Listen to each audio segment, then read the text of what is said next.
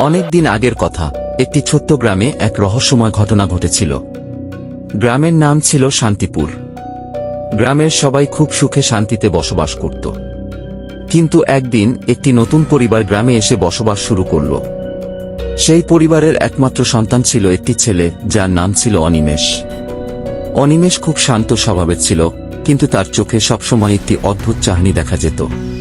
গ্রামবাসীরা তাকে কিছুটা অদ্ভুত বলে মনে করত, কিন্তু কেউ কিছু বলত না। তবে রাত হলেই গ্রামে নানা রকমের অদ্ভুত ঘটনা ঘটতে শুরু করল। কখনো বাড়ির দরজা নিজে থেকেই খুলে যেত, কখনো জানালার কাচ নিজে থেকেই ভেঙে পড়ত। গ্রামের মানুষজন খুব ভয় পেয়ে গেল। তারা ভাবতে লাগল, এই ঘটনাগুলোর পিছনে নিশ্চয়ই কোনো ভৌতিক শক্তি কাজ করছে। একদিন গ্রামের সবচেয়ে সাহসী লোক রতন কাকা সিদ্ধান্ত নিলেন যে তিনি এই রহস্যের সমাধান করবেন। রতন কাকা গভীর রাতে অনিমেষের বাড়ির দিকে পা বাড়ালেন। বাড়ির আশেপাশে কিছুক্ষণ ঘোরাঘুরি করার পর তিনি দেখলেন অনিমেষ একা একা বাড়ির বাইরে দাঁড়িয়ে আছে। রতন কাকা সাহস করে তার কাছে গেলেন এবং জিজ্ঞেস করলেন, অনিমেষ, তুমি এখানে কি করছো? অনিমেষ চুপ করে দাঁড়িয়ে রইল। হঠাৎ তার চোখ দুটো লাল হয়ে উঠল এবং তার মুখ থেকে বেরিয়ে এলো এক ভয়ঙ্কর শব্দ, আমি ভূত।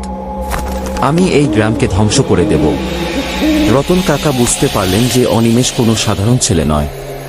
তিনি তৎক্ষণাৎ গ্রামের অন্য লোকজনকে ডাকলেন এবং সবাই মিলে অনিমেষকে ঘিরে ফেলল। তখন গ্রামের প্রবীণ পুরোহিত এসে মন্ত্র উচ্চারণ করতে লাগলেন। ধীরে ধীরে অনিমেষের চোখের লাল রং মিলিয়ে যেতে লাগল এবং সে মাটিতে লুটিয়ে পড়ল। পরের দিন অনিমেষ পুরোপুরি সুস্থ হয়ে উঠল এবং সে গ্রামবাসীদের জানাল যে সে কিছুই মনে করতে পারছে না। গ্রামবাসীরা বুঝতে পারল যে অনিমেষের শরীরে কোনো ভৌতিক শক্তি প্রবেশ করেছিল। তারা পুরোহিতের সাহায্যে সেই শক্তিকে দূর করে দিল। শান্তিপুর আবার আগের মতো শান্ত হয়ে উঠল। অনিমেষ গ্রামের অন্য ছেলে মেয়েদের সাথে খেলতে লাগল এবং সেই ভয়ঙ্কর রাতের কথা সবাই ভুলে গেল।